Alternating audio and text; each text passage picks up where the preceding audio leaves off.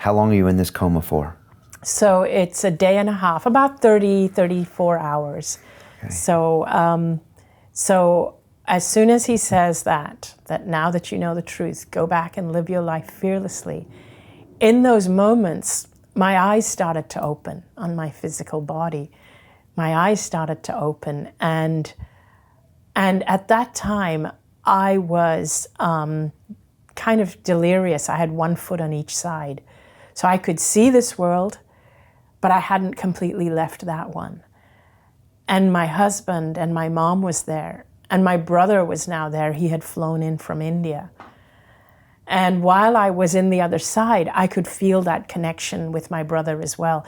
I mean, there was so much I learned, which we'll get into, because I realized that we are actually all connected. But so when I open my eyes, I see them, and they are ecstatic that I look like I'm coming out of the coma. And they're saying, oh, wow, welcome back. And I'm saying, Dad is here, Dad is here. Don't worry, I'm fine, stop worrying so much. And they're wondering, what am I talking about? So they call the doctor. The doctor tells them that I'm still critical, maybe, and tells them that I'm delirious. Maybe my eyes have opened, but I'm still emaciated. I'm still connected to all the tubes and machines. And the doctor still says, but she's still critical. Don't read anything into her opening her eyes.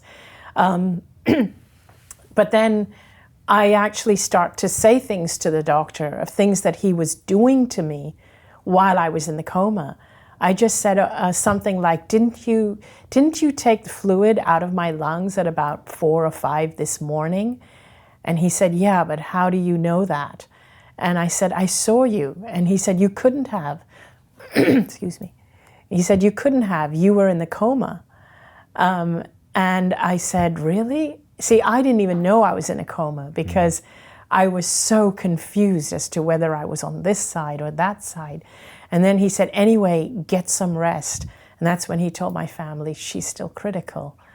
And he left the room, and I started to tell my family things that I heard and I saw them do. And that's when they knew something had happened.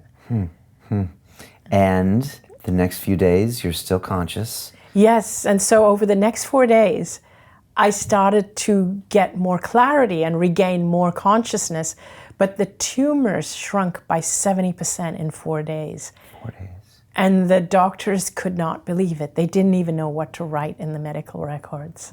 And how do they explain it? And how do you explain it? So they have difficulty explaining it. They try to attribute it to different things that they did, and they tried. And I guess, because at that time, in that moment, when it was happening, they actually said, we don't know what to write in your medical records. Now, when you ask them, they say, oh, it could have been us getting the fluid out on time, or the chemo finally responding, or they'll try and attribute different explanations. But I know what happened. I know that at that time they were completely confused, but I know internally what happened.